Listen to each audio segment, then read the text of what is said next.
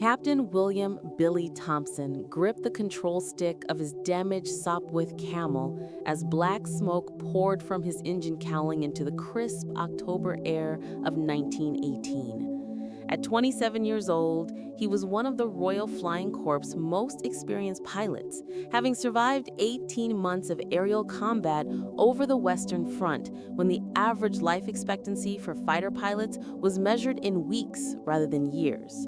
But now, deep behind German lines, with his engine failing and fuel running dangerously low, Billy faced what might be his final mission. Billy had grown up on a sheep farm in the Yorkshire Dales, where his fascination with mechanical devices had led him to become one of the region's first automobile mechanics before the war. When conflict erupted in 1914, he had initially joined the Royal Engineers, working on military vehicles and equipment. But his natural mechanical aptitude and fearless personality had caught the attention of recruiting officers for the newly formed Royal Flying Corps, and by early 1917, he found himself training as a fighter pilot at flying school in Hampshire. The transition from farm boy to aerial warrior had been dramatic and costly. Billy had watched dozens of fellow pilots die in training accidents and combat missions, their aircraft plummeting to earth in flames or disintegrating under enemy fire. The psychological toll of constant exposure to death had affected every pilot differently. Some became reckless risk takers, others developed nervous conditions that ended their flying careers, and a few, like Billy, found a kind of focus calm that allowed them to function effectively despite the constant presence of mortality. By October 1918, Billy had officially credited with shooting down 11 German aircraft, making him an ace several times over. But his real value to the Royal Flying Corps lay not just in his combat skills, but in his ability to complete reconnaissance missions deep behind enemy lines and return with crucial intelligence about German troop movements and defensive positions. His mechanical background had given him an intuitive understanding of aircraft systems that allowed him to nurse damaged planes home when other pilots would have been forced to crash land in enemy territory. The mission that would define Billy's legacy began at dawn on October 15, 1918, when he took off from an Allied airfield near Arras, carrying orders to conduct reconnaissance of German positions around the fortified city of Cambrai. Intelligence reports suggested that the Germans were preparing either a major defensive stand or a strategic withdrawal, and Allied commanders needed accurate information about enemy intentions to plan their own operations. What would you do if you found yourself alone behind enemy lines with a failing aircraft and crucial intelligence? The flight to Cambrai had proceeded normally, with Billy's Sopwith Camel performing flawlessly as he photographed German trenches, artillery positions, and supply lines. The intelligence he gathered was extraordinary. German forces appeared to be in full retreat, abandoning prepared defensive positions and moving equipment eastward toward the German border. If accurate, this information would allow Allied forces to advance rapidly and potentially end the war weeks earlier than expected. But Billy's return journey had been interrupted by a squadron of German fighters that attacked his aircraft over the heavily defended town of Valenciennes. In the aerial combat that followed, Billy had managed to shoot down one enemy aircraft and damage another, but not before his own plane had suffered critical damage. German bullets had punctured his fuel tank, damaged his engine cooling system, and severed several control cables, leaving him flying a barely controllable aircraft that was losing altitude steadily. Now, 40 miles behind German lines, with his engine temperature climbing toward failure and fuel streaming from his damaged tank, Billy faced what might be his final decision. Military protocol dictated that pilots should destroy their aircraft and surrender rather than allow sensitive equipment to fall into enemy hands. But Billy carried reconnaissance photographs that could change the course of the war's final phase, intelligence that could save thousands of Allied lives if it reached headquarters, but would be worthless if he was captured. Billy's mechanical knowledge told him that his engine would fail completely within minutes, making it impossible to reach Allied lines.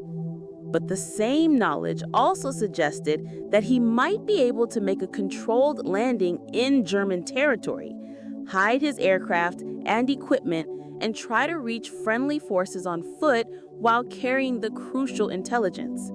It would be an extraordinarily dangerous undertaking, but it might be the only way to ensure that his reconnaissance information reached Allied commanders.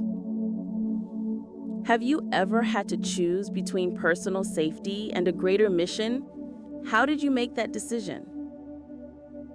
Billy began looking for a suitable landing site, knowing that his choice would determine whether he survived the next few minutes. German-occupied territory stretched as far as he could see, a patchwork of farm fields, small towns, and military installations connected by roads filled with retreating German troops. He needed to find a location that would allow a controlled crash landing while remaining hidden from German patrols. His engine made a final grinding sound and seized completely, turning his fighter aircraft into a glider with extremely poor aerodynamic characteristics. Billy had perhaps 3 minutes to find a landing spot and get his aircraft on the ground before he lost control entirely. The silence that followed the engine failure was eerie. After months of flying with the constant roar of a rotary engine, the whistling of wind through his aircraft's rigging sounded almost peaceful. Billy spotted a small meadow surrounded by dense woods about 2 miles ahead, apparently unused farmland that might provide both landing space and concealment. German troops were visible on roads to the north and south, but the meadow itself appeared empty. It was his best option, perhaps his only option, given his rapidly decreasing altitude and limited control authority. The landing approach required every bit of Billy's flying skill and mechanical knowledge. Without engine power, he had to judge his descent perfectly to reach the meadow while maintaining enough airspeed to control the aircraft. Too steep an approach would cause a high-speed crash that would certainly kill him, while too shallow an approach would leave him short of the field, probably crashing into the surrounding trees. Billy lined up his approach while simultaneously preparing for the landing and the escape that would follow. He secured his reconnaissance photographs in his flight jacket, checked his emergency supplies, and mentally reviewed his knowledge of the local geography based on the maps he had studied before the mission. If he survived the landing, he would be roughly 30 miles from Allied lines with no clear idea of German patrol patterns or safe routes through enemy territory. The Sopwith Camel touched down in the meadow at high speed, bouncing several times before settling onto the uneven ground. Billy fought to maintain control as the aircraft slowed, using his rudder to avoid gullies and rocks that could flip the plane. The landing gear held despite the rough conditions, and the aircraft finally came to a stop just short of the tree line at the far end of the meadow. Share your thoughts in the comments below. Could you have executed such a precision landing under those conditions? Billy had survived the crash landing, but his situation remained desperate. Smoke from his overheated engine would soon attract German attention, and the aircraft itself would be visible from the air to any passing reconnaissance flights. He had perhaps 30 minutes to hide the evidence of his landing and begin his escape before German patrols arrived to investigate. Working with frantic efficiency, Billy began camouflaging his aircraft using branches and debris from the surrounding woods. The Sopwith Camel's fabric-covered wings and fuselage could be partially hidden, but the engine and propeller were too distinctive to conceal completely. Billy realized that discovery was inevitable. His only hope was to delay it long enough to get a significant head start on his escape. Billy retrieved his emergency supplies from the aircraft: a compass, basic medical kit, emergency rations for 3 days, and a .45 caliber pistol with 2 spare magazines. He also took his flight charts, which would help him navigate toward Allied lines, and of course, the precious reconnaissance photographs that made this entire desperate venture worthwhile. Everything else would have to be left behind. Before leaving his aircraft, Billy made a difficult decision that reflected both his mechanical knowledge and his understanding of military intelligence. Rather than simply abandoning the Sopwith Camel, he sabotaged the engine and flight instruments to prevent German engineers from learning anything useful about Allied aircraft design and capabilities. It took precious time that increased his risk of capture, but Billy understood that protecting technological secrets was almost as important as delivering his reconnaissance intelligence. As Billy disappeared into the dense woods surrounding the meadow, he could hear the distant sound of German voices and vehicles approaching his landing site. His timing had been perfect. Any longer spent preparing for his escape, and he would have been captured immediately. Now he had perhaps a 2-hour head start before German forces organized a systematic search for the downed Allied pilot. The escape journey that followed would test every survival skill Billy had learned during his farm upbringing and military training. Moving cross-country through German-occupied territory required careful navigation, constant vigilance for enemy patrols, and the physical endurance to cover 30 miles of difficult terrain while avoiding roads and populated areas. Billy would have to find food and shelter while remaining invisible to German forces and civilian collaborators who might report his presence. Could you navigate 30 miles through enemy territory with just a compass and basic supplies? Billy's first priority was putting distance between himself and the crashed aircraft before German search parties could establish a perimeter. He moved through the dense forest as quickly as possible while maintaining noise discipline, using game trails and natural corridors that would leave minimal evidence of his passage. His farm background had taught him to read terrain and weather conditions, skills that proved invaluable in avoiding obstacles and choosing efficient routes. After 3 hours of steady movement, Billy reached a ridge that allowed him to observe the German response to his crash landing. Through binoculars he had taken from his aircraft, he could see German soldiers swarming around his concealed Sopwith Camel, along with what appeared to be technical specialists examining the wreckage. The search was being conducted systematically, with patrols moving outward from the crash site in expanding circles. Billy realized that the Germans were taking his escape attempt seriously, probably because they understood that any Allied pilot operating so far behind enemy lines must be carrying important intelligence.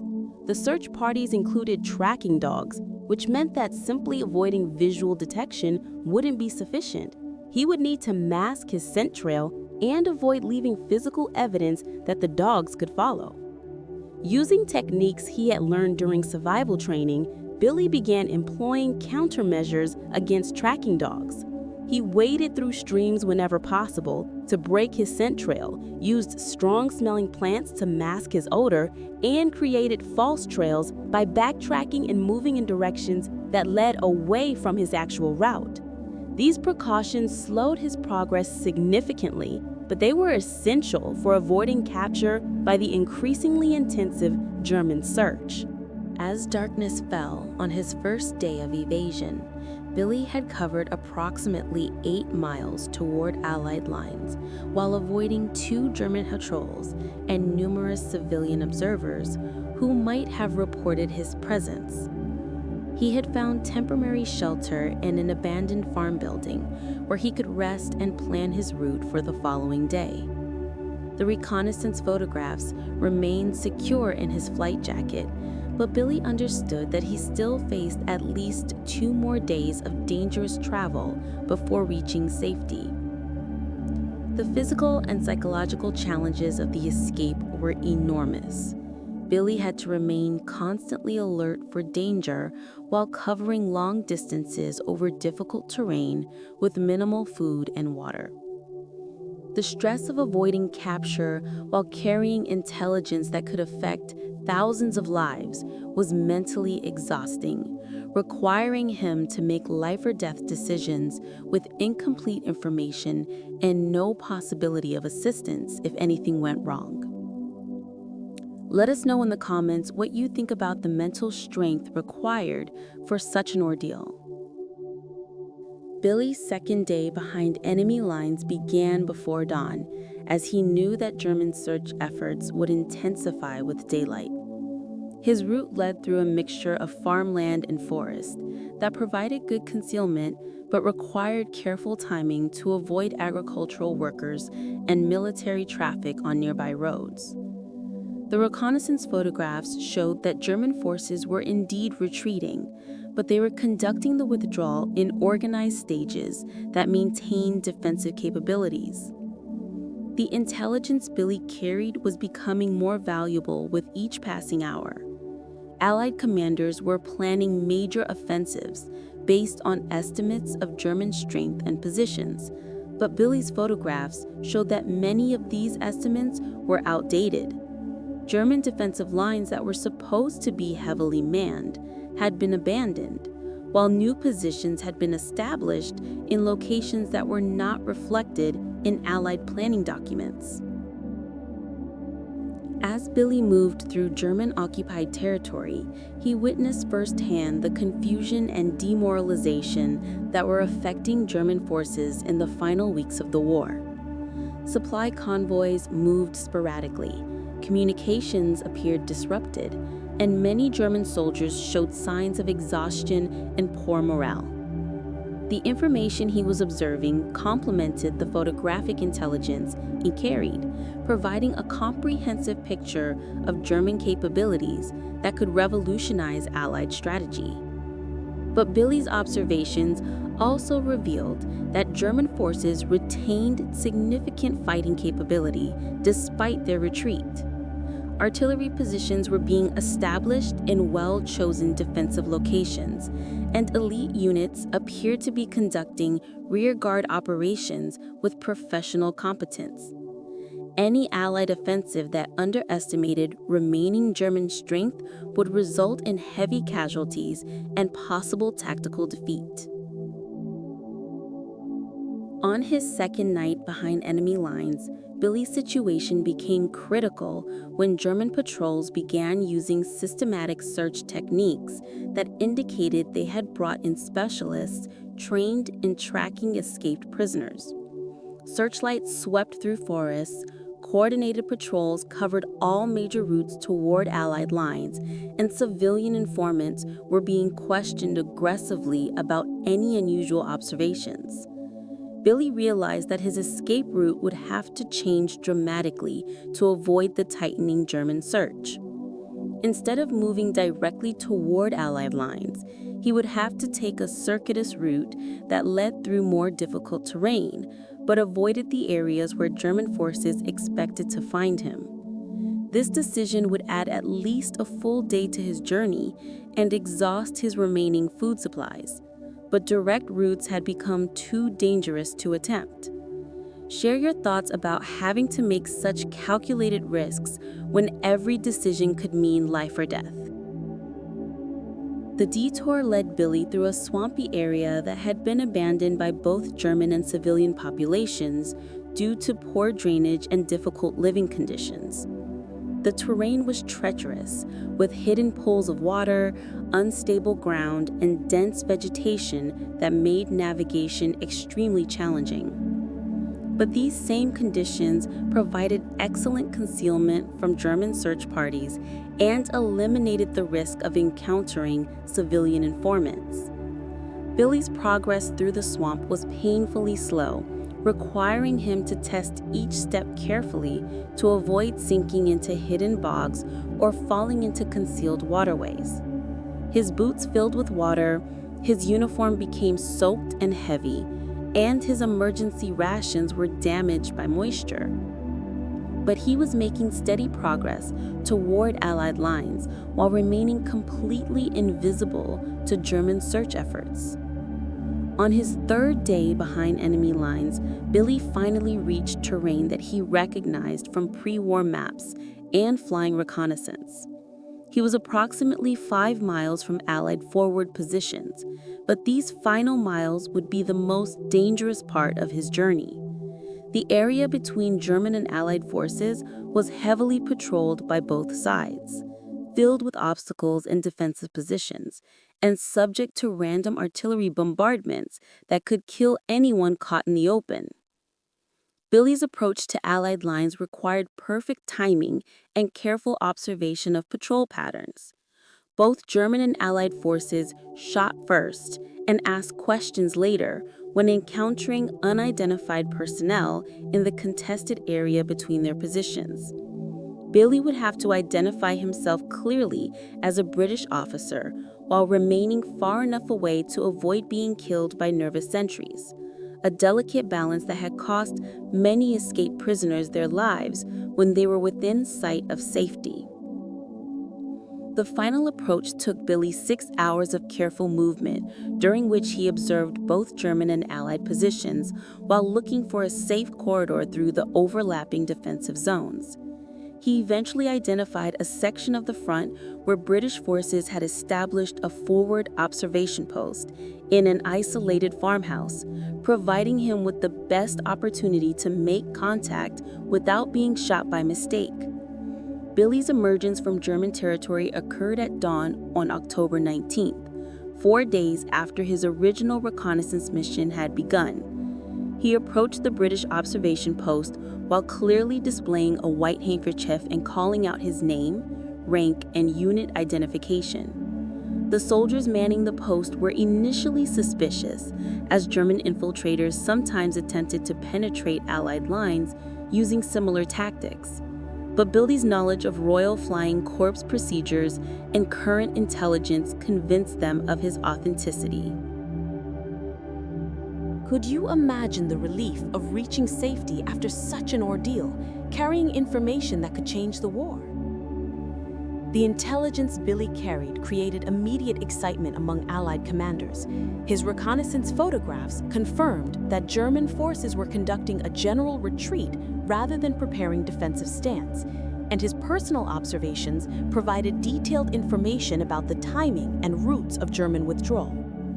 More importantly, his intelligence revealed that many German defensive positions that appeared formidable on maps had actually been abandoned, creating opportunities for rapid Allied advances.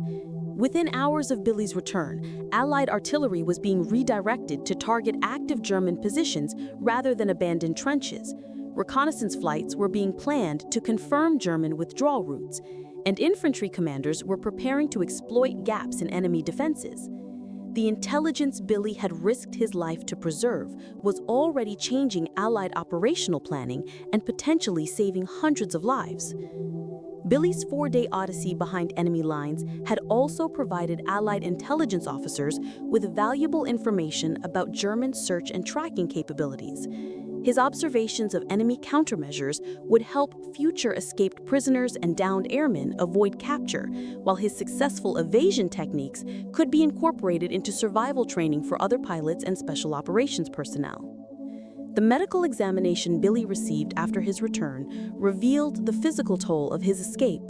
He had lost 15 pounds, suffered numerous minor injuries from moving through difficult terrain, and showed signs of exhaustion and dehydration that required several days of rest and medical treatment.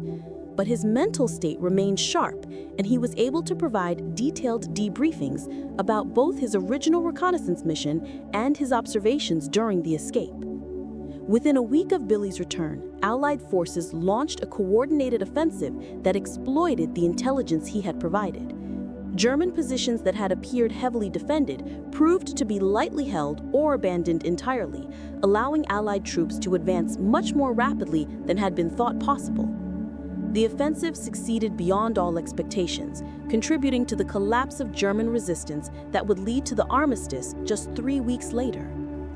Billy's contribution to the war's end was recognized immediately by his superiors, though the full details of his mission remained classified for decades.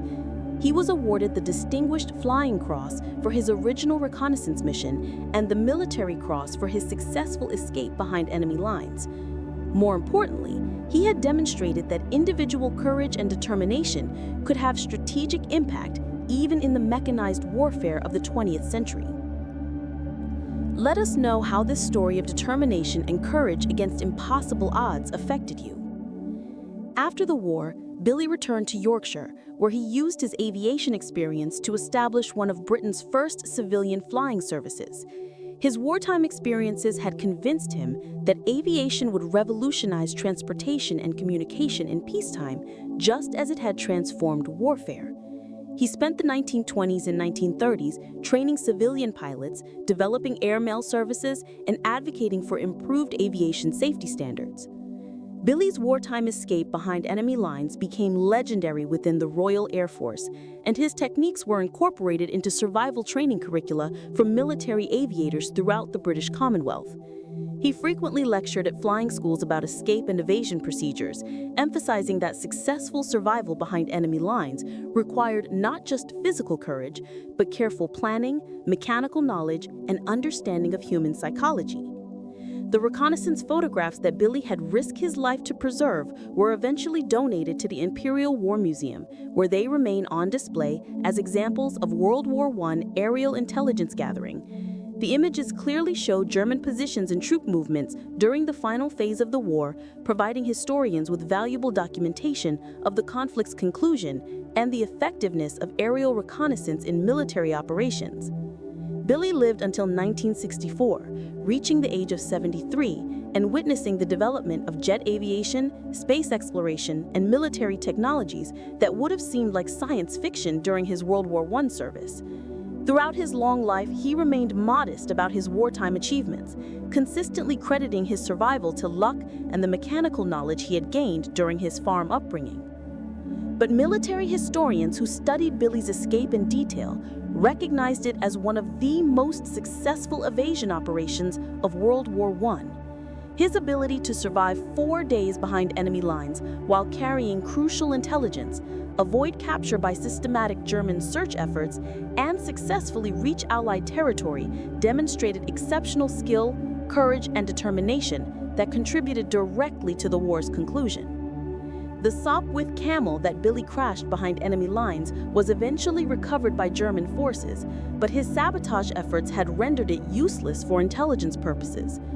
German engineers found that critical components had been systematically damaged, preventing them from learning anything useful about Allied aircraft design or manufacturing techniques. Billy's mechanical knowledge had protected technological secrets, even while enabling his own escape. Share your thoughts about how technical knowledge and practical skills can be as important as courage in critical situations. Today, the meadow where Billy made his emergency landing is marked by a small memorial erected by local French authorities in recognition of his contribution to their liberation. The memorial's inscription simply reads, "Here, Captain William Thompson landed behind enemy lines, October 1918, carrying intelligence that helped end the Great War." It serves as a reminder that individual actions taken at moments of extreme danger can have consequences far beyond what anyone might imagine at the time. Billy's story has become an inspiration for military aviators and survival specialists around the world. His combination of flying skill, mechanical knowledge, and determination to complete his mission despite overwhelming odds represents the highest traditions of military aviation. More importantly, his success demonstrated that even in mechanized warfare, individual courage and ingenuity could achieve results that changed the course of history. The flight charts and emergency supplies that Billy carried during his escape are now displayed at the Royal Air Force Museum, where they serve as tangible reminders of the risks faced by early military aviators. These simple items, a compass, basic medical supplies, emergency rations, enabled Billy to survive an ordeal that tested every aspect of his training and character. Captain William Thompson's 4-day escape behind enemy lines represents one of World War I's most remarkable individual achievements. His story demonstrates that heroism often requires not just momentary courage, but sustained determination over days or weeks of extreme danger. Billy's successful mission contributed directly to the war's conclusion and saved countless lives, proving that individual actions can have strategic consequences, even in conflicts involving millions of participants. His legacy reminds us that military effectiveness depends not just on equipment and organization, but on the knowledge, skill, and character of individual service members who are willing to risk everything when duty demands. Billy Thompson exemplified these qualities during his escape behind enemy lines, creating a standard of excellence that continues to inspire military aviators more than 1 century after his extraordinary mission. If you enjoyed this story, please like, subscribe, and leave a comment to share your thoughts.